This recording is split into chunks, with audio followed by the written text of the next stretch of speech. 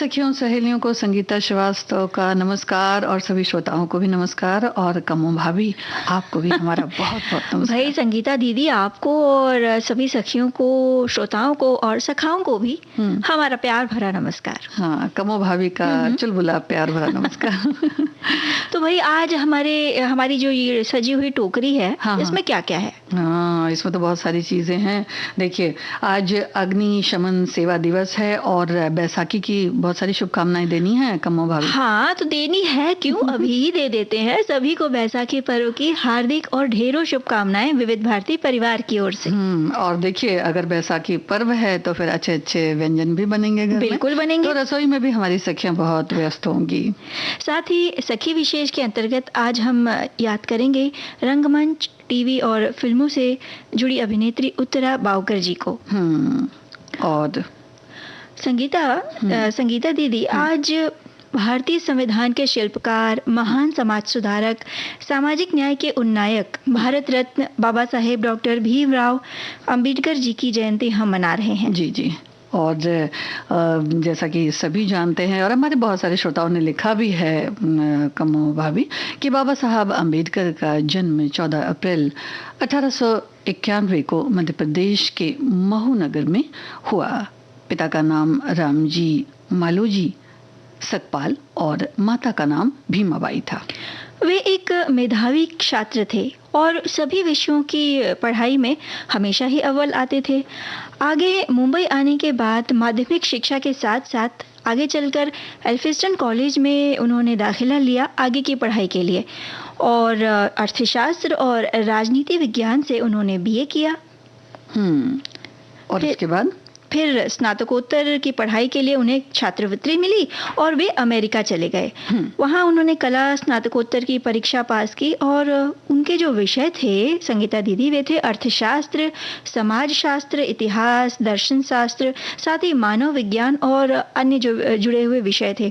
प्राचीन भारतीय वाणिज्य विषय पर उन्होंने शोध भी किया। तो इतनी सारी पढ़ाई थी जिसे आगे बढ़ानी थी उन्हें, और 1916 में उन्होंने अपना शोध कार्य यानी कि दूसरा शोध कार्य कह सकते हैं कि उसे पूरा किया। भारत का राष्ट्रीय लाभांश, एक ऐतिहासिक और विश्लेषणात्मक अध्ययन, और इसके लिए उन्हें दूसरा कला स्नातकोत्तर प्रदान किया गया। फिर लंदन चले गए और तीसरे शोध कार्य में लग गए और ब्रिटिश भारत में प्रांतीय वित्त का विकास के लिए अर्थशास्त्र में उन्होंने पीएचडी भी की। और उसके बाद आगे चलकर यानी कि 1922 में कह सकते हैं कि बैरिस्टर एट लॉ की डिग्री प्रदान की गई उन्हें, और 1923 में डॉक्टर ऑफ साइंस की उपाधि भी मिली। इसके अलावा जो कमो भाभी, डॉक्टर अंबेडकर बहुत दूर दूर गए पढ़ाई के लिए और इसमें कोलंबिया भी गए, उस्मानिया विश्वविद्यालय से भी उन्होंने उपाधि प्राप्त की।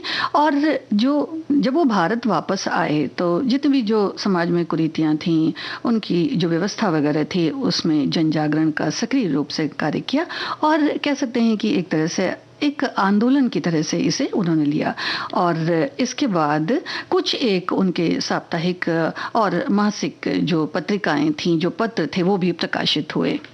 जी, उन्होंने रूढ़िवादिता का विरोध किया और समान अधिकार की बात की। बहिष्कृत हितकारिणी सभा की स्थापना की और शैक्षिक, सामाजिक, आर्थिक सुधार की तरफ सभी का ध्यान आकर्षित किया। स्वतंत्रता के बाद बाबा साहेब ने देश के पहले कानून और न्याय मंत्री के रूप में अपनी सेवाएं दी। और फिर उसके बाद 1947 को बाबा साहेब को स्वतंत्र भारत के नए संविधान की रचना के लिए जो समिति बनाई गई, जो संविधान की मसौदा समिति थे, उसके वो अध्यक्ष के रूप में नियुक्त हुए। और कह सकते हैं कि दिन रात का अथक प्रयास और लगभग 60 देशों के संविधान का अध्ययन किया उन्होंने, कानून का अध्ययन किया और तार्किक आधार पर सबके हेतु को ध्यान में रखकर बाबा साहेब ने संविधान की रचना में अद्वितीय और सराहनीय भूमिका निभाई। 26 नवंबर 1949 को संविधान अपनाया गया, ग्रहण किया गया और 26 जनवरी 1950 को इसे देश के में कार्यान्वित कर दिया गया और भारत के संघीय ढांचे का इस तरह से कह सकते हैं कि निर्माण पूरा हुआ, जिसमें कई विशिष्टताएं भी थीं। डॉक्टर बाबा साहेब अंबेडकर को आर्किटेक्ट ऑफ कॉन्स्टिट्यूशन या संविधान के वास्तुकार के रूप में भी जाना जाता है। ज्ञान की बात करें, स्वाभिमान की बात करें, शील है, या ये सब चीज़ें हैं, इनके वे बहुत बड़े उपासक थे। भारत गणराज्य के इस महान निर्माता ने 6 दिसंबर 1956 को इस नश्वर संसार को अलविदा कहा। संगीता दीदी, कह सकते हैं कि बाबा साहेब का पूरा जीवन हमारे लिए प्रेरणा स्रोत रहा है। ज़रूरत है उनके विचारों को, उनके द्वारा दी गई सीख को न सिर्फ जाने, पढ़ें, सुने, बल्कि उसे आत्मसात करें, अपने विचारों में उतारें। समाज में व्याप्त कई कुरीतियों का विरोध करते हुए उन्होंने महिलाओं और श्रमिकों के अधिकारों के लिए भी हमेशा आवाज़ उठाई, और उनका कहना था कि किसी समाज की प्रगति का आकलन वहाँ महिलाओं की स्थिति को देखकर किया जाना चाहिए। शिक्षा के महत्व पर उन्होंने हमेशा जोर दिया। देखिए ना, जब हमें प्यास लगती है तो सामने ग्लास भर पानी रखने भर से हमारी प्यास नहीं बुझती, है ना। उसे हमें उठाना होगा, उसे मुंह तक लाना होगा और उसे ग्रहण करना होगा, यानी हमें संघर्ष करना होगा किसी चीज को पाने के लिए। उसी तरह उनके विचारों को सिर्फ जानने, पढ़ने या सुनने से काम नहीं चलेगा, बल्कि उनके विचारों को, उनके द्वारा दी गई सीख को हमें अपने दैनंदिन जीवन में आत्मसात करना होगा, अपने विचारों में उतारना होगा। इस महानायक को हमारा शत शत नमन।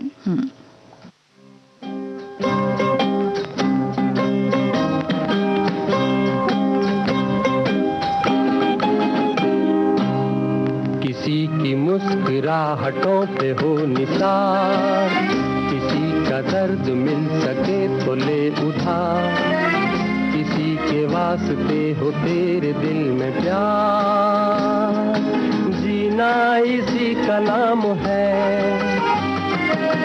किसी की मुस्कुराहटों पे हो निसार, किसी का दर्द मिल सके तो ले उधार, किसी के वास्ते हो तेरे दिल में प्यार, जीना इसी का नाम है।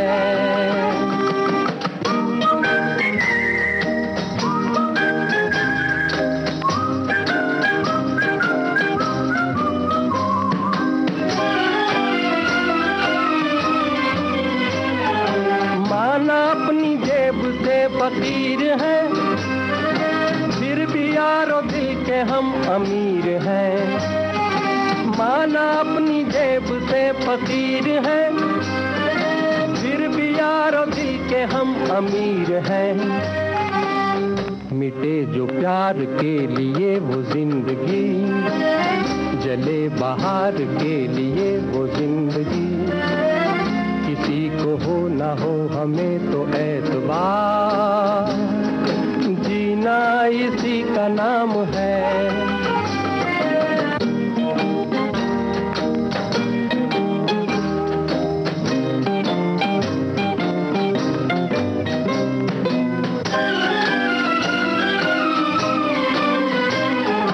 रिश्ता दिल से दिल के एतबार का, जिंदा है हम ही से नाम प्यार का।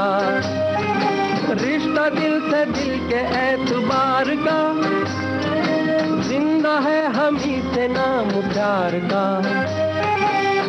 के मर के भी किसी को याद आएंगे, किसी के आंसुओं में मुस्कुराएंगे, कहेगा फूल हर कली से बार बार, जीना इसी का नाम है। किसी की मुस्कुराहटों पे हो निसार, किसी का दर्द मिल सके तो ले उधार, किसी के वास्ते हो तेरे दिल में प्यार, जीना इसी का नाम है।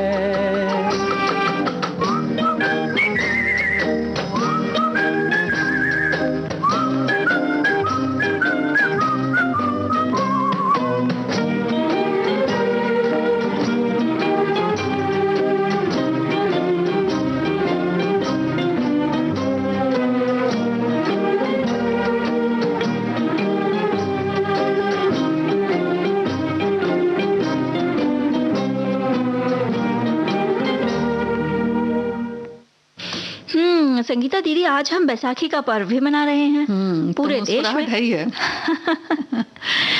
जी, हाँ, और देखिए हमारे बहुत सारे श्रोताओं ने कमेंट्स भी लिखे हैं, और बैसाखी के बारे में जहाँ तक बात है, तो भारत के कह सकते हैं कि जो जितने सारे प्रांत हैं, हाँ। वो पूरे तरह से कह सकते हैं कि एक रंग बिरंगी छटा उनमें नजर आती होगी। बिल्कुल, आज के बिल्कुल। दिन। और ये जो पर्व है, हाँ। अलग अलग प्रांत में अलग अलग नाम से मनाया जाता है। हाँ। वैसे हमारी एक सखी ने कुछ संदेश हमें भेजा है, लेकिन ये हम पढ़ेंगे थोड़ी देर बाद। फिलहाल बैसाखी को मेष संक्रांति और विषुवत संक्रांति भी कहते हैं, और वैशाख माह का ये त्योहार है जो सौर मास के प्रथम दिन मनाया जाता है। ये पर्व हिंदुओं, सिखों और बौद्ध संप्रदाय में खास रूप से मनाया जाता है। परंपरागत रूप से सिख नववर्ष के रूप में भी ये प्रतिष्ठित है, और खालसा संवत के अनुसार खालसा कैलेंडर का निर्माण 1 बैसाख 1756 विक्रमी संवत यानी 30 मार्च 1699 के दिन शुरू हुआ था, और पूरे पंजाब क्षेत्र में बड़े उत्साह से बैसाखी का पर्व हम मनाते हैं। बल्कि ये कह सकते हैं कि जो बैसाखी है ना, वो बड़े ही रंग बिरंगे तरीके से पंजाब में मनाई जाती है। और कई जगहों पर भजन, कीर्तन, जुलूस, मेले, इन सभी चीज़ों का आयोजन होता है। वैसे ये जो त्योहार है ना बैसाखी का, फसल कटाई का भी त्योहार है। और फसल कटाई के बाद जो किसान हैं वो तो धूमधाम से मनाते ही मनाते हैं। खासकर अगर बात करें तो चंडीगढ़ के पास जो पिंजौर परिसर, शिमला मंडी, कठुआ की बात करें, उधमपुर, जम्मू, हिमाचल और प्रशारा झील के किनारे यहाँ मेला लगता है। और नृत्य और गायन, ये तो भारत की जो भी त्योहार होते हैं उनका तो उनकी खास कह सकते हैं कि रौनक होती है। तो गंगा जी के जो अवतरण है उसकी भी बात होती है, तो आज उसके लिए भी वो मनाया जाता है। उनके सम्मान में, यानी कि माँ गंगा के सम्मान में ये त्यौहार मनाते हैं। गंगा स्नान, पूजन, इन सब चीज़ों का आज के दिन विशेष महत्व है। और जब हम बात करते हैं गंगा जी की, तो फिर मेला तो बहुत खास है, वो तो होना ही होना है। तो मेले भी लगते हैं, पूजा पाठ और जो चीज़ें होती हैं, उन्हें जो नई फसल आती है उन्हें कटाई करके लाना, फिर उसके बाद उन्हीं फसलों से जो अनाज आते हैं वगैरह, उनकी पूजा वगैरह वो भी की जाती है। और उन चीज़ों का दान भी किया जाता है। धर्म और नेकी अपने आदर्श को बनाए रखने का ये त्योहार एक प्रतीक भी है। और वैसे केरल में इसे विशु कहा जाता है, उत्तराखंड में बिखौती और कहते हैं, और इस दिन नदियों में डुबकी लगाते हैं। पूजा अर्चना करने की भी परंपरा है। और बोहाग बिहू या रंगली बिहू भी इसे कहते हैं, असमिया में नववर्ष के तौर पर मनाया जाता है। उड़ीसा में महाविष्णु संक्रांति और बंगाल में पहला बैसाख ऐसा भी कहते हैं। और हम लोग बैसाखी की बात करेंगे, कमो भाभी जी, हाँ बात करेंगे, लेकिन एक छोटा सा ले लेते हैं अंतराल जी।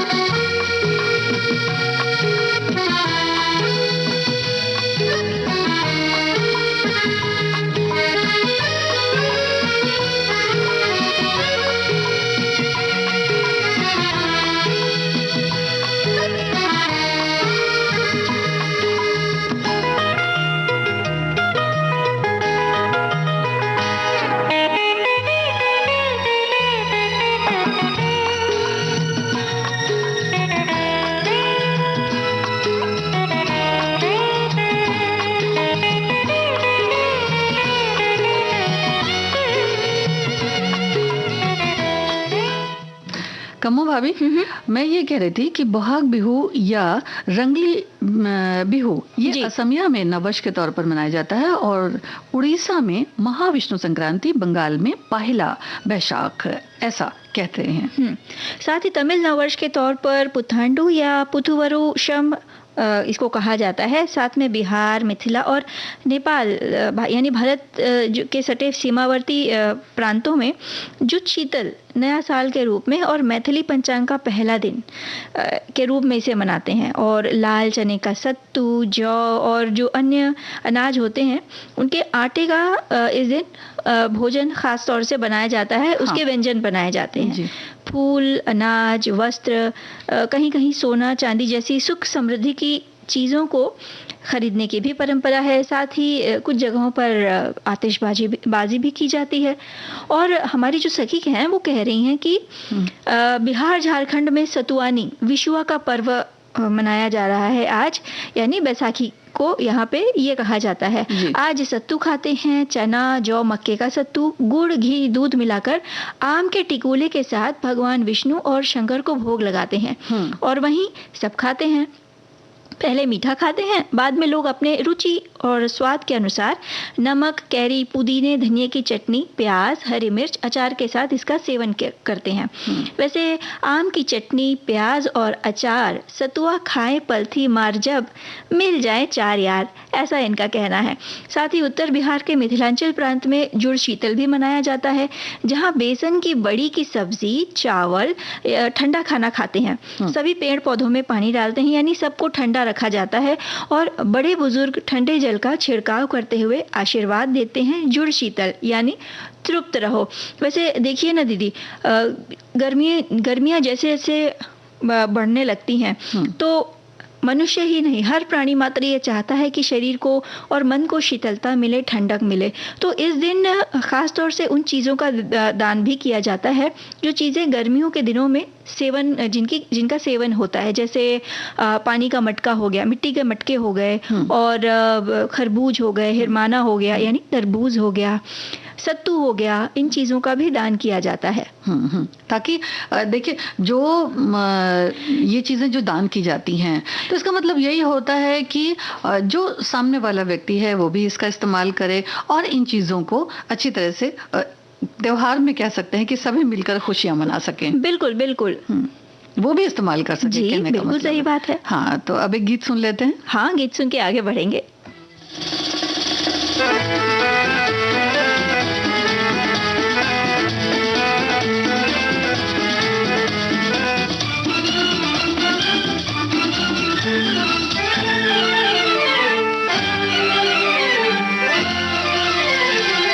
मस्ती भरा है समा, हम तुम है दोनों यहाँ,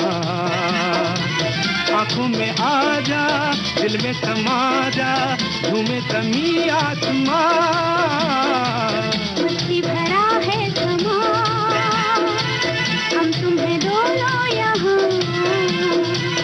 आंखों में आ जा, दिल में समा जा, झूमे जमी आसमां। मस्ती भरा है समा।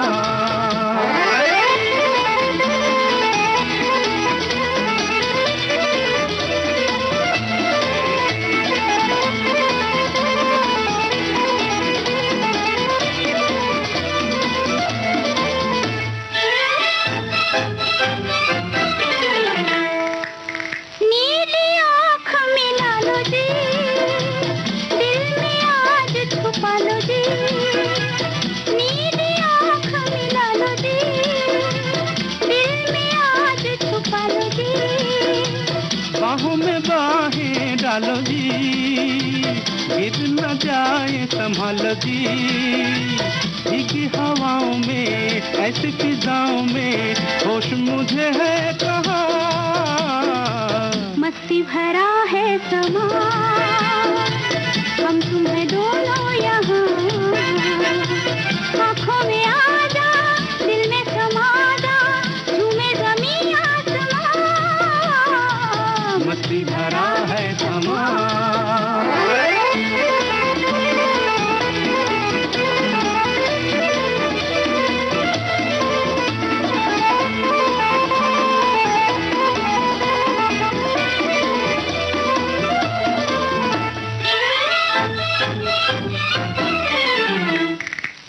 प्यार से प्यार सजाए चल, मन की प्यास बुझाए चल, प्यार से प्यार सजाए चल, मन की प्यास बुझाए चल, प्यार का राग सुनाए चल, दिल का साज बजाए चल, पंछी भी गाएंगे, सबको सुनाएंगे, तेरी मेरी दास्तां।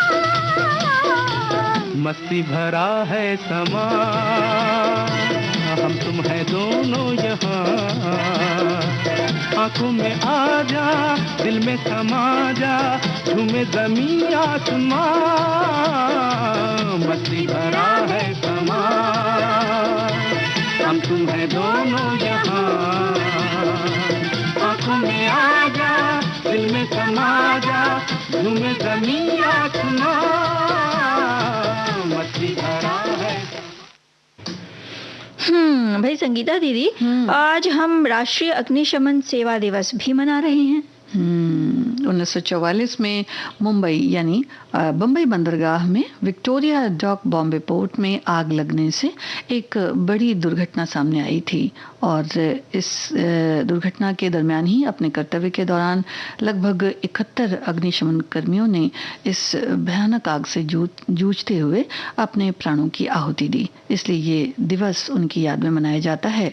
अग्निशमन सेवा के महत्व और इन अग्निशामकों के बलिदान को हम समझें और इन्हें याद रखें, और साथ ही साथ जो आग वगैरह की जो ये घटनाएं होती हैं इनसे सावधान भी रहें। वैसे ये दिवस मनाने का मूल उद्देश्य यही है कि नागरिकों को आग से बचाव और सावधानी बरतने के विषय में जागरूक किया जाए। साथ ही आग लगने की स्थिति में क्या करना है, क्या तत्पर उपाय होने चाहिए, बचाव के उपाय क्या होने चाहिए, बहुमंजिला इमारतों में अग्नि सुरक्षा के क्या इंतजाम होने चाहिए, इन मतलब आग से जुड़ी तमाम जो जानकारियां हैं वो आम नागरिकों के बीच पहुंचे, वे सतर्क हों, यही उद्देश्य है इस दिवस को मनाने का। वैसे संगीता दीदी, जब अग्निशमन की जो बड़ी गाड़ी होती है वो घंटी टनटनाते हुए सड़क पर दौड़ती है, तो जब गुजरती है ना तो जो दिल धक से रह जाता है कि हाय कहाँ कोई दुर्घटना हुई है। तभी ये हमारे जो जाबाज अग्निशमन कर्मी हैं वे वहाँ दौड़े जा रहे हैं और ये अपने जान की परवाह न करते हुए जो सामने खतरा है उससे जूझते हैं, नागरिकों की रक्षा और सुरक्षा के लिए हमेशा तत्पर रहते हैं। उनके जज्बे को हम सलाम करते हैं। जी जी। और कई बार तो देखिए कमो भाभी कि बहुमंजिला जो इमारतें होती हैं या फिर गांव में कह सकते हैं कि जो जगहें होती हैं वहाँ या फिर कहीं भी देखिए जो आगजनी की बात होती है उसको लेकर हम लोग ज़्यादा सतर्क नहीं होते। जैसे घर में भी इतना ध्यान नहीं देते कि भाई कभी शॉर्ट सर्किट हो गया, कुछ हो गया, तो इस बारे में भी सतर्क रहने की बहुत ज़रूरत है। और ये भी कई बार सोचने लगते हैं कि भाई दमकल विभाग की ये जिम्मेदारी है या इसकी है उसकी है, लेकिन कहीं ना कहीं इन किसी न किसी वजह से तो देखिए ये असावधानियां होती हैं। सही तो बात इनको भी ध्यान देना बहुत जरूरी है। बिल्कुल संगीता दीदी, आप बिल्कुल सही कह रही हैं। जो दुर्घटनाएं हैं अनहोनी जगह समय को देखकर नहीं होती, अनहोनी होनी होती है तो वो हो जाती है, चाहे कोई भी जगह हो, चाहे शहर हो, शहर का कोई इलाका हो या ग्रामीण इलाका हो। अगर आगजनी की घटना लग रही है तो सबसे ज़रूरी है छोटी छोटी बातों के विषय में सतर्क रहना। ये जो आगजनी की घटनाएं लगती हैं ज़्यादातर लापरवाही की वजह से होती हैं। कहीं हो सकता है एक छोटी सी चिंगारी भी एक बड़ी आग का रूप ले सकती है, कई जानमाल का नुकसान हो सकता है, जिंदगियों का नुकसान हो सकता है। तो ज़रूरत है बस हमें सतर्क और सजग रहने की। क्योंकि कई बार ऐसा होता है कमो भाभी कि आग लग गई लेकिन जाने का जो रास्ता होता है और आने का जो रास्ता होता है वो भी बड़ा संकीर्ण भी होता है और एक ही होता है। कई बार क्या होता है कि जो कमरे होते हैं या जो बिल्डिंग्स होती है या जो जगह है, छोटी जगह हो या बड़ी जगह हो, तो उनमें भी जो खिड़कियां या वो इस तरह की नहीं बनाई होती हैं कि अगर इस तरह से अगर कोई हादसा हो जाए तो उससे किस तरह से बाहर निकला जाए। बिल्कुल। तो इसे भी पहले ध्यान में रखना चाहिए कि अगर कोई इस तरह का सकरा रास्ता है तो क्योंकि जब आग लगेगी तो धुआं भी बहुत ज्यादा होता है, उससे भी बहुत दम घुटता है। तो सभी चीजों को देखने की जरूरत बिल्कुल है। हमारी सखी भी कह रही हैं कि प्रत्येक वर्ष अग्निशामक दिवस पर जागरूकता कार्यक्रम आयोजित किए जाते हैं जिसमें आग से बचाव, सावधानियां और आग लगने पर ध्यान रखने योग्य बातों को लेकर लोगों को जागरूक किया जाता है। और इस दिन को मनाने का प्रमुख उद्देश्य ही अग्निकांड को रोकने और बचाव के प्रति जागरूकता पैदा करना है।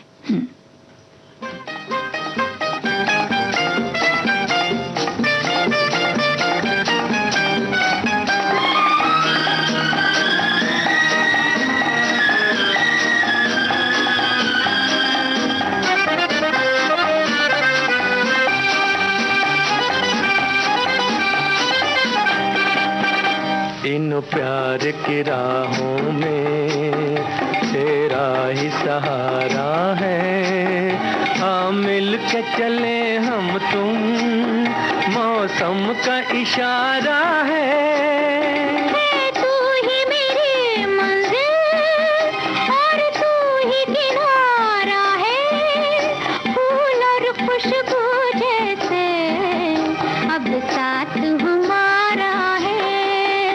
इन प्यार की राहों में तेरा ही सहारा है। इन प्यार की राहों में।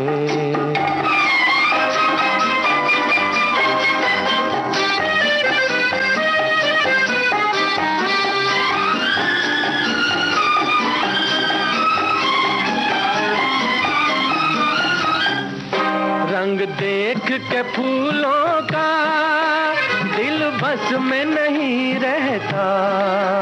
खुद सुन लो मेरी धड़कन, मैं कुछ भी नहीं कहता।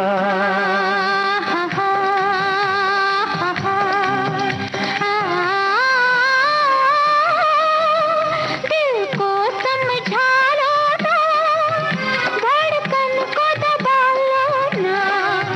बेचैन हो क्यों आखिर जब फूल तुम्हारा है।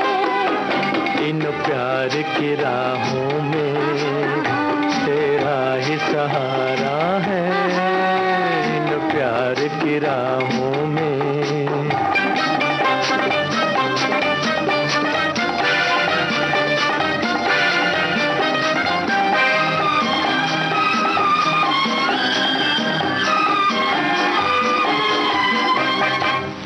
बेचैन तो होंगे ही, तुम बात वो करती हो। अब डर है तुम्हें किसका, किस बात से डरती हो।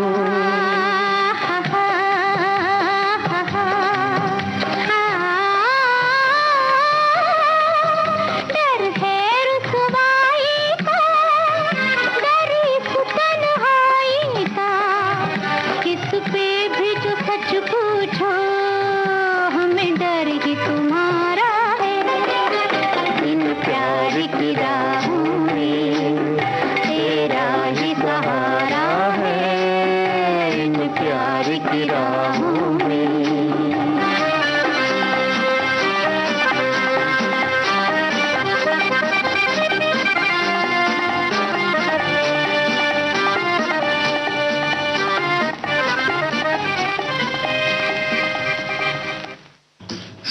संगीता दीदी, कार्यक्रम सखी सहेली में बातचीत तो और करेंगे और मीठे मीठे गीत भी सुनेंगे, लेकिन फिलहाल ना एक अंतराल ले लेते हैं। बिल्कुल।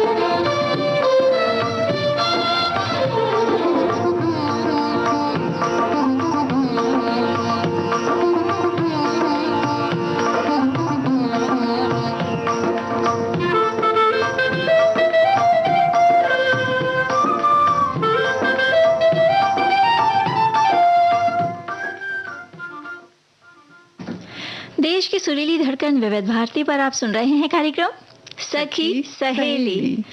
संगीता दीदी, जब हम वैसाखी पर्व की बात कर रहे थे तो हमारी कई सखियां और श्रोताओं ने शुभकामनाओं के साथ साथ कई संदेश भी भेजे हैं। हाँ। जैसे बहुत लोग नदी स्नान करते हैं और सत्तू और गुड़ का दान किया जाता है। हमारे घर स्नान दान का रिवाज है और वही अनाज हम मीठे और नमकीन दोनों रूप में खाते हैं, यानी आज चौका बंद, ऐसी हमारी एक सखी का कहना है। अच्छा। और वहीं एक सखी ये भी कह रही हैं कि वैशाखी पर्व पंजाब हरियाणा में ज्यादातर धूमधाम से मनाया जाता है। रबी की फसल पक जाती है, अनाज की पूजा की जाती है और हमारे गुजरात में पूरे साल भर की गेहूं साफ करके रखी जाती है। तो अभी मैं वही काम कर रही हूँ और साथ में सखी सहेली कार्यक्रम भी सुन रही हूँ। तो देखिए हमारे कार्यक्रम जो है वो सुनते जाइए और साथ ही साथ काम भी होता चला जाता है, तो ये एक अच्छी बात है। हमारी एक और हमारे श्रोता ने लिखा है कि आज बिहार में बैसाखी की जगह पर सतुवानी पर्व मनाने की परंपरा रही है और लिखते हैं कि आज के दिन सुबह सुबह गंगा में स्नान ध्यान करके नई रबी फसल जैसे चना, जौ, मक्का के पिसे हुए चीज़ों को यानी अनाज को मिलाकर सत्तू का आटा स्वरूप और कुछ व्यंजन भी तैयार किए जाते हैं, उसका सेवन करते हैं। सत्तू के साथ नमक, आम के टिकोले, धनिया, पुदीना को मिलाकर चटनी तैयार की जाती है। उसी का सेवन आज के दिन करीब हर जगह में किया जाता है। ग्रामीण क्षेत्रों में तो कई घरों में चूल्हा भी आज के दिन नहीं जलता। ये लोग सुबह सुबह घड़े के ठंडे पानी लाकर अपने भोजन की शुरुआत इसी से करते हैं। आज विशेष रूप से वस्त्र, सत्तू और आम के टिकोले को भी जो है दान देने की परंपरा है। बिल्कुल, ये सारी परंपराएं हमारे दैनंदिन जीवन से जुड़ी हुई है। अब देखिए ना, घड़ा जो होता है वो अपने आप में कहीं ना कहीं उसे देखते ही शीतलता आने लगती है, शीतलता का प्रतीक है वो। उसी तरह खाने की चीज यानी जो सत्तू होता है, गर्मियों के दिनों में खासकर इसका सेवन किया जाता है। जौ के सत्तू हैं, चने के सत्तू हैं, तो इसके सेवन से ये पौष्टिकता से भरपूर तो होता ही है, साथ ही पेट भी भरता है और शरीर को शीतलता भी मिलती है, ठंडक प्रदान करता है और आसानी से मिल भी जाता है। हाँ बिल्कुल। वैसे हमारे एक जो श्रोता हैं उन्होंने बड़ी अच्छी जानकारी हमारे साथ साझा की है। अच्छा। आज सामाजिक न्याय के अग्रदूत, संविधान शिल्पी, प्रखर विचारक बाबा साहब भीमराव अंबेडकर की जयंती है। क्या अजब संयोग है कि आज ही हिंदी साहित्य संसार में यात्रा वृत्तांत के अनन्य महारथी, बहुभाषाविद महापंडित राहुल साकृत्यायन जी की भी पुण्यतिथि है। इन दोनों विभूतियों का जिक्र एक साथ इसलिए क्योंकि इन दोनों ही महापुरुषों की धार्मिक चेतना का स्रोत एक ही है, भगवान बुद्ध। भारत रत्न बाबा साहब ने अपनी ज्ञान शलाका से जहां तमाम लोगों को बुद्धत्व के शांति पंथ का मार्ग दिखाया, वहीं राहुल जी ने बौद्ध धर्म पर अभूतपूर्व शोध पत्रवों और आख्यान रचे। अपनी प्रतिभा और मेधा के बल पर वैश्विक कीर्ति प्राप्त कर देश का गौरव बढ़ाने वाले दोनों भारत पुत्रों को सादर नमन। जी, तो बाबा साहेब की तो कह सकते हैं कि बातें इतनी हैं कि बस जीवन में उतारते जाइए और उतारते जाइए। और आज नाट्य अभिनेत्री उत्तरा बावकर की बात करेंगे कमो भाभी। फिल्म, मंच और टेलीविजन क्षेत्र में अभिनेत्री उत्तरा बावकर जी को हमने कई बार देखा है। 1944 को इनका जन्म हुआ, साल 1944 में इनका जन्म हुआ और रंगमंच की तरफ इनका खास आकर्षण रहा। उन्होंने राष्ट्रीय नाट्य विश्वविद्यालय यानी NSD दिल्ली से इब्राहिम अलकाजी के अधीन अभिनय की शिक्षा ली और साल 1968 में उन्होंने स्नातक की उपाधि प्राप्त की। हाँ, और कुछ उल्लेखनीय नाटक शेक्सपियर के ओथेलो में डेस्टिमोना, गिरीश कर्नाड की तुगलक में माँ छोटे सैयद बड़े सैयद में भोली लड़की, 1978 में नाटक संध्या छाया का निर्देशन भी इन्होंने किया। मैना गुजरी में मेना नाटक और मुख्यमंत्री में पद्मावती जैसे किरदार को भी उन्होंने निभाया और ये काफी यादगार किरदार रहे उनके। साथ ही यात्रा, तमस, एक दिन अचानक, तक्षक, कोरा कागज, वास्तु पुरुष जो मराठी भाषा में थी, साथ ही साथ उड़ान जो टीवी धारावाहिक था और जैसी जैसी कोई नहीं, इस धारावाहिक श्रृंखला में भी हमने इनका अभिनय देखा। साथ ही फिल्म हमको दीवाना कर गए, डोर और आजा नचले। हा भारत माझा और कश्मकश जिंदगी की जैसे कुछ फिल्में हैं, और कश्मकश जिंदगी की इस टीवी सीरियल में भी उनका काम बेहद सराहा गया। और उनका जो अभिनय होता था बड़ा ही कह सकते हैं ना कि बड़ा सादा होता था, बिल्कुल ऐसा होता था कि जैसे दिल में उतर जाता था। हाँ, बहुत सशक्त। और वैसे ही टीवी सीरियल भी इनके हुआ करते थे कमू भाभी। और अभिनय और हिंदी रंगमंच की जहाँ तक बात की जाए तो इनके योगदान के लिए इन्हें संगीत नाटक अकादमी पुरस्कार से सम्मानित किया गया। साल 1988 में एक दिन अचानक इस फिल्म के लिए सर्वश्रेष्ठ सहायक अभिनेत्री का राष्ट्रीय फिल्म पुरस्कार उत्तरा बावकर जी को दिया गया। और देखिए बुधवार को कह सकते हैं 12 अप्रैल को इनका ये हमारे बीच नहीं रही। तो उत्तरा बावकर जी के बारे में तो हमारे बहुत सारे श्रोता भी हैं जो तमाम सीरियल्स और ये सब में उनको देख चुके हैं। साथ ही उनको याद करते हुए हमारे एक श्रोता कह भी रहे हैं कि उत्तरा बावकर जी का नाम आते ही धारावाहिक उड़ान याद आता है। हाँ। जिसमें उन्होंने माँ की सशक्त भूमिका निभाई थी। बिल्कुल, भले ही वो हमारे बीच नहीं है, लेकिन उनके द्वारा निभाए गए जो सशक्त किरदार थे उनकी छाप आज तक अभी तक हमारे दिलों में अमिट छपी हुई है।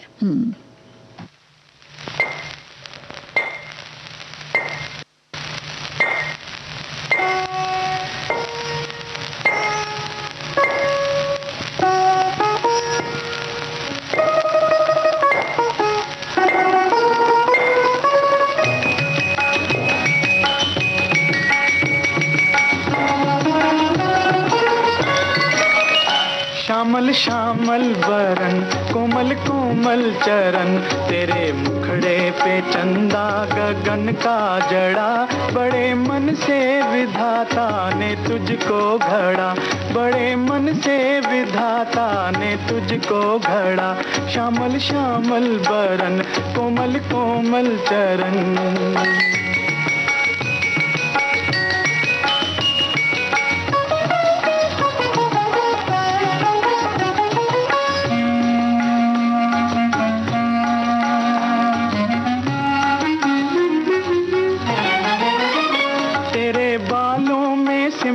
सावन की घटा, तेरे बालों में सिमटी सावन की घटा, तेरे गालों पे छिटकी पूनम की छटा, ओ पूनम की छटा। तीखे तीखे नयन, तीखे तीखे नयन, मीठे मीठे बयन, तेरे अंगों पे चंपा का रंग चढ़ा, बड़े मन से विधाता ने तुझको घड़ा। श्यामल श्यामल बरन कोमल कोमल चरण।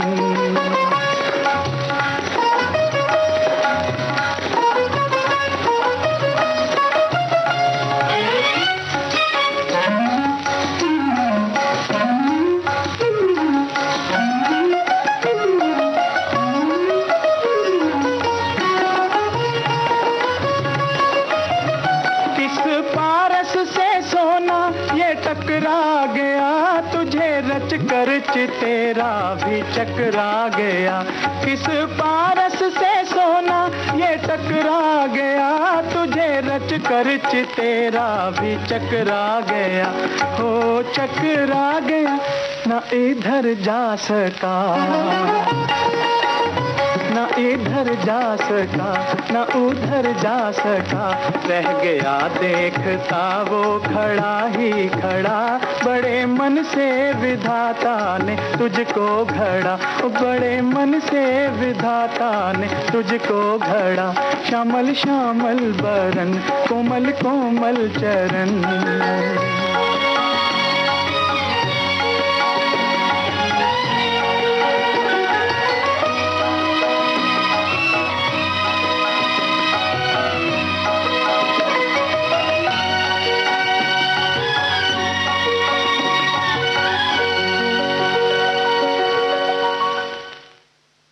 तो बड़े मन से जब हम रसोई घर में जाते हैं तो अपना मन रसोई घर में रखकर ही व्यंजन पकाएं, तो उस व्यंजन का जो स्वाद होता है ना संगीता दीदी, वो उसमें कुछ बात ही और रहती है। मतलब ये नहीं कि हमारे एक हाथ में मोबाइल है और एक हाथ से हम करछी चलाए जा रहे हैं, अब पता नहीं कढ़ाई में जो चीज है वो चलाने लायक बची भी है कि नहीं। वैसे एक बात है कमो भाभी, बोलिए। कि जो त्योहार हो या वैसे भी जो आपने व्यंजन की बात करी, ये जब भाभियां बनाती ना तो बड़ा अच्छा लगता है। का इशारा समझ रहे हैं, लेकिन आप हमसे सीधे ही कह देंगी कि कुछ बना के खिलाइए कमो भाभी, तो हम ना थोड़ी ना कहेंगे। हाँ बिल्कुल, हम भी देखेंगे ना, फिर बनाएंगे। अच्छा, जो आज बैसाखी पर्व की बात हो रही है, तो व्यंजनों की बात चलते चलते हमारी एक सखी हमसे कह रही है कि हमारे यहाँ जो नए गेहूं आते हैं, हाँ। सबसे पहले लड्डू बनाकर गणेश जी को प्रसाद के रूप में चढ़ाया जाता है, उसके बाद ही हम उस गेहूं का इस्तेमाल करते हैं। देखिए ऐसा होता भी है। और वैसे भी देखिए, जो ये पर्व है तो अच्छी अच्छी जो फसल की कटाई के बाद जो चीजें बनाई जाती हैं अनाज से, उनका भी स्वाद होता है। और वैसे भी अगर देखा जाए कम्मो भाभी, तो वैसे भी अगर देखा जाए तो जो चीजें हम लोग नई कुछ घर में लेकर आते हैं, कुछ ऐसा लगता है कि भाई ये फल सीजन के आए हैं, या ये अनाज आया है, या आटा है, या कुछ भी है, तो ऐसा लगता है कि इससे कुछ बना करके भगवान को चढ़ा ही दिया जाए। बिल्कुल, भोग प्रसाद चढ़ाना हमारी परंपरा में रहा है। अब देखिए ना, आम का जब मौसम आ गया है तो घर में जब पहले आम आते हैं ना, सबसे पहली जो खेप आती है, तो सबसे पहला फल भगवान जी को भोग के रूप में चढ़ाया जाता है। जी जी, है ना। अच्छा, अब आप मुझे ना बातों में उलझाइए मत, चलिए जल्दी जल्दी बताइए आज क्या बनाएंगे। तो पहले आप बता रही हैं कि हम बताएं? आप बड़ी चतुर हैं, आप जान लेना चाह रही हैं कि हम क्या क्या लेकर आए हैं। चलिए हम ही शुरू कर देते हैं।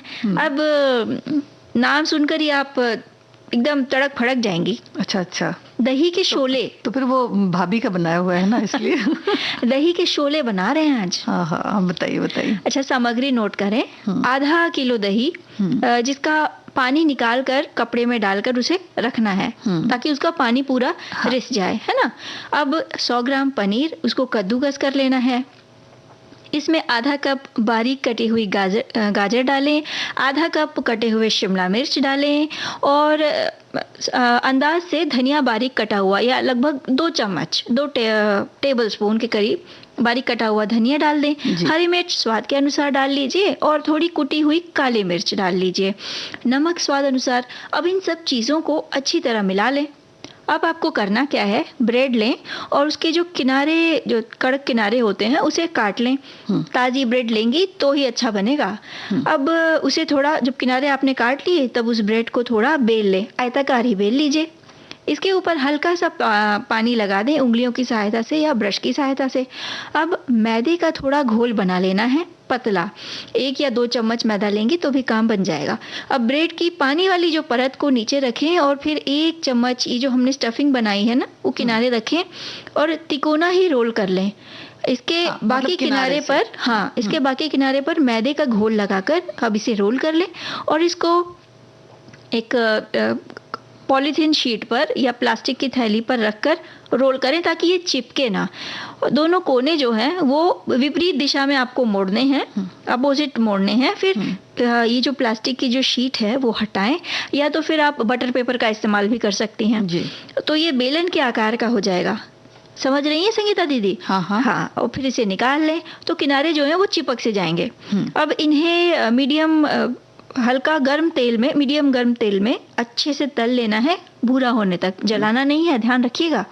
इन्हें तिरछा काट लें और चटनी के साथ परोसें, या अमचूर की चटनी के साथ परोसें। सॉस भी इस्तेमाल किया जा सकता है, और हल्की आंच पर ही तलना है, नहीं तो दही जो है इसके अंदर का वो बाहर आ जाएगा, और किनारों को ठीक से चिपकाना जरूरी है। हाँ, तो ये दही के शोले तो बहुत जबरदस्त हैं कमो भाभी, बनाने में भी और खाने में भी। तो आप गीत सुने? हाँ, सुन लेते हैं।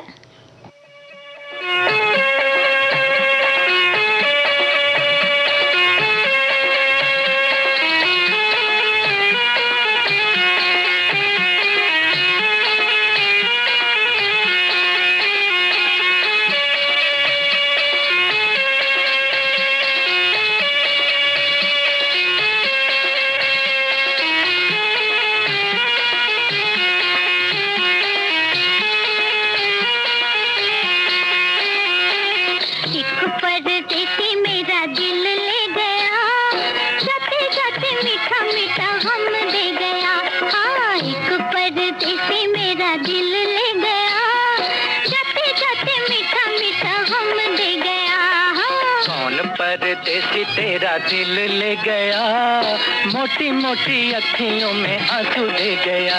ओए कौन परदेसी तेरा दिल ले गया, मोटी मोटी अखियों में आंसू दे गया।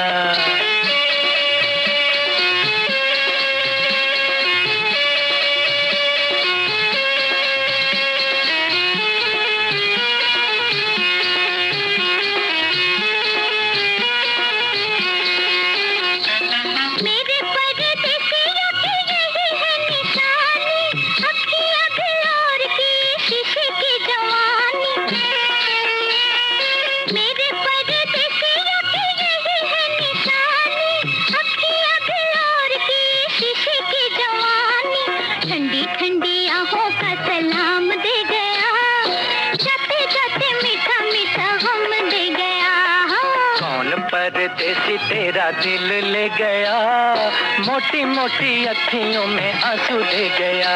ओए कौन परदेसी तेरा दिल ले गया, मोटी मोटी अखियों में आंसू दे गया।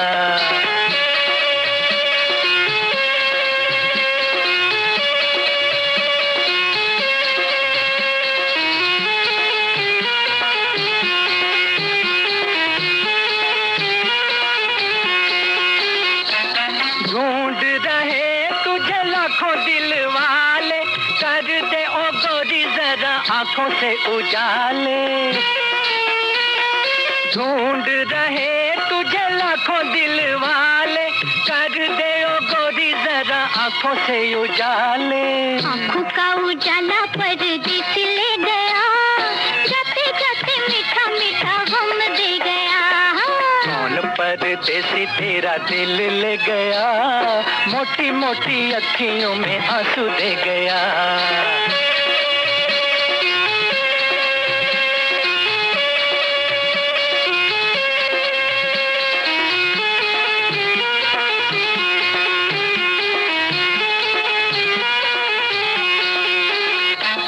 उसको बुला दो, सामने ला दो, क्या मुझे दोगी जो तुमसे मिला दूं। उसको बुला दो, सामने ला दो, क्या मुझे दोगी जो तुमसे मिला दूं। जो भी मेरे पास था वो सब ले गया, जाते जाते मीठा मीठा गम दे गया। कौन परदेसी तेरा दिल ले गया, मोटी मोटी अखियों में आंसू दे गया। एक परदेसी मेरा दिल ले गया, जाते जाते मीठा मीठा गम दे गया। भाई संगीता दीदी, जब गर्मियाँ अपने चरम पर होती है ना, हाँ। तो सत्तू का प्रयोग बहुतायत होता है और अलग अलग रूपों में होता है। सत्तू से कई चीजें बनती हैं, लेकिन पहले आप बताइए आप क्या बना रही हैं? ये हैं वेज नरगिसी कोफ्ते। 250 ग्राम पनीर को मिक्सर में ब्लेंड कर लेना है और 50 ग्राम पिसा हुआ पनीर अलग करके उसमें नमक, हल्दी, लाल मिर्च पाउडर मिला लें। इसमें 2 टेबल स्पून कटे हुए काजू और किशमिश भी डालें, यानी कि ये स्टफिंग्स हो गई।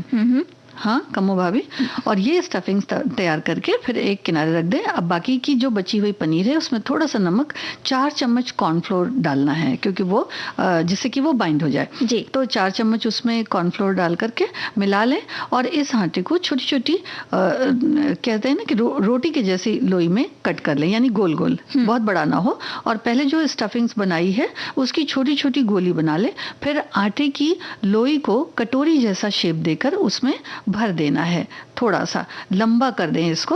और मैदे के पतले घोल में हल्का नमक डालकर, थोड़ा सा काली मिर्च पाउडर डालकर मिला लें और थोड़ा सा सोया चंक जो होता है, यानी कि जो सोयाबीन है उसको पीस लें मिक्सर में। हाँ, और उसको भी किनारे रख लें क्योंकि वो कोटिंग के लिए काम आएगा। और जो कोफ्ते बनाए हैं उनको एक बार तो मैदे के घोल में डुबाना है और उसके बाद फिर सोया चंक्स में उसको रोल कर लेना है। लेकिन फिर से उसको एक बार मैदे के घोल में डालना है, डिप करना है, और उसके बाद फिर से सोया चंक्स में, यानी कि 2 बार ये प्रोसेस करना है जी। और उसके बाद आप उसको डीप फ्राई कर लें, यानी गरम तेल में ही डालना है। और उसके बाद जो ग्रेवी बनानी है, यानी जो करी बनानी है, उसमें गरम तेल में 2 तेज पत्ता, 1 टुकड़ा काली मिर्च, 1 टुकड़ा दालचीनी और 3 लौंग, 7-8 काली मिर्च, 1 बड़ी इलायची के दाने, थोड़ा सा जीरा, हल्दी, धनिया पाउडर, थोड़ी सी कसूरी मेथी, इन्हें डालकर भून लें। टमाटर, 2 हरी मिर्च और अदरक का पेस्ट बना लें, इनको अच्छे से भून लें और इसमें थोड़ा सा काजू भी डालकर पीस सकते हैं। और खरबूजे के बीज अगर हैं तो उनका भी 1 कटोरी पेस्ट बना लें, इसी में डाल करके अच्छी तरह से भून लें। जब ठीक से भून जाए तो उसमें 1 चम्मच बटर डाल दें, थोड़ी सी लाल मिर्च डालकर भूनें, अंदाज से नमक डाल दें और गाढ़ी ग्रेवी जो है उसको बनानी है। अगर आप खड़े मसाले नहीं डाल रहे हैं जी, तो आधा चम्मच पीस लेना है उसे। हाँ, आधा चम्मच गरम मसाले का इस्तेमाल कर सकते हैं। तो इस तरह से गाढ़ी गाढ़ी सी ग्रेवी बन जाएगी। लेकिन जो ऐसी प्लेट है जो गहरी थोड़ी है, उसमें पहले आप ग्रेवी को डाल दें और जो कोफ्ते हैं उन्हें बीच से काट लें। तो जब काटेंगे तो उसके किनारे वाले तो वो सफ़ेद आएंगे और जो हमने उसमें गोलियां भरी हैं, जो स्टफिंग्स भरा है, तो वो येलोइश पीला पीला सा रहेगा, तो देखने में बड़ा अच्छा लगता है। तो इस तरह से रख करके उसमें थोड़ी सी धनिया की पत्ती डाल दें और बस चटनी के साथ भी मतलब इसको खाते समय अगर कुलचे हैं या पराठा है या लच्छा पराठा, हाँ, तंदूरी रोटी है, तो मतलब स्वाद बढ़ जाएगा। तो ये सब्जी आप मेरी तरफ ऐसे देख रही हैं कि बस अब अगला व्यंजन कम्मो भाभी यहाँ से निकलेंगी और तुरंत यही बनाएंगी। अब भाई बना के खिलाएंगे हम, लेकिन वादा नहीं करते कि आज ही मिलेगा, ठीक है। फिलहाल आपने वादा किया था गाना सुनाएंगे, चलिए गीत बजाइए।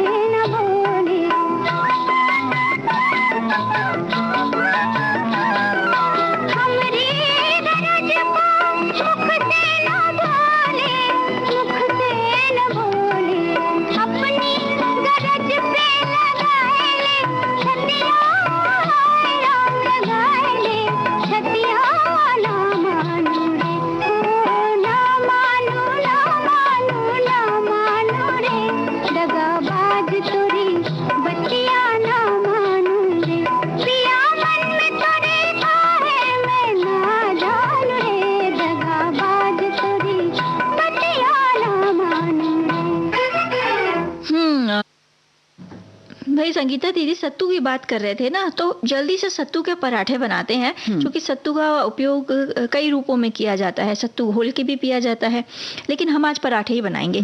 तो उसके लिए चने का सत्तू ले लें 2 से 3 चम्मच।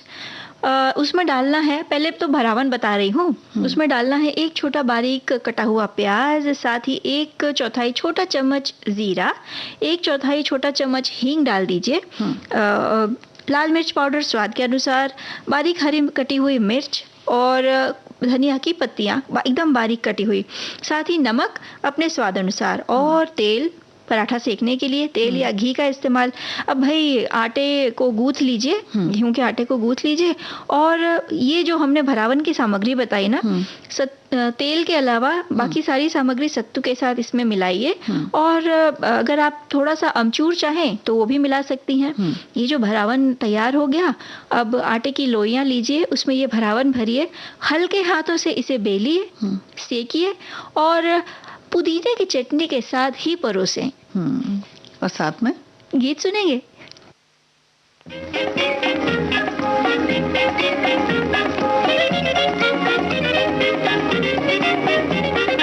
ओ दिलदार बोलो एक बार, क्या मेरा प्यार पसंद है तुम्हें? ओ गोरी सुकुमार हमारी सरकार, बड़ा तेरा प्यार पसंद है हमें।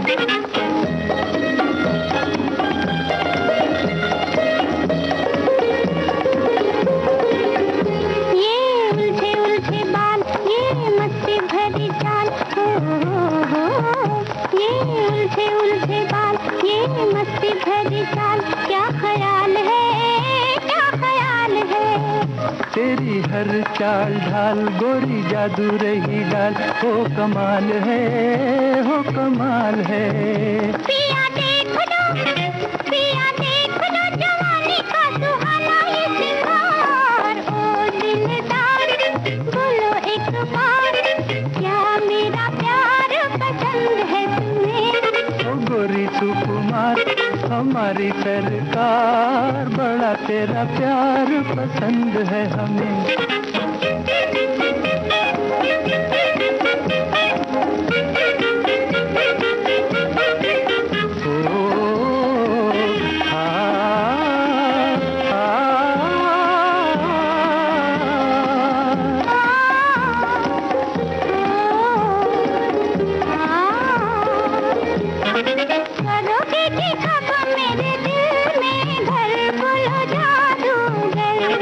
हम तो कभी के हुए तेरे दिल भर, अब काहे की फिकर?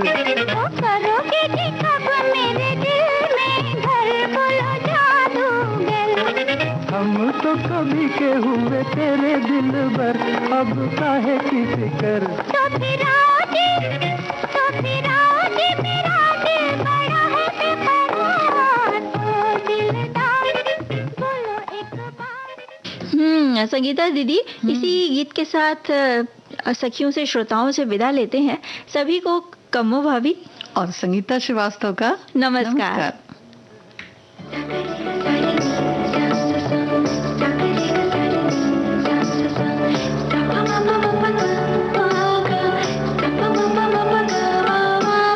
सखी सहेली।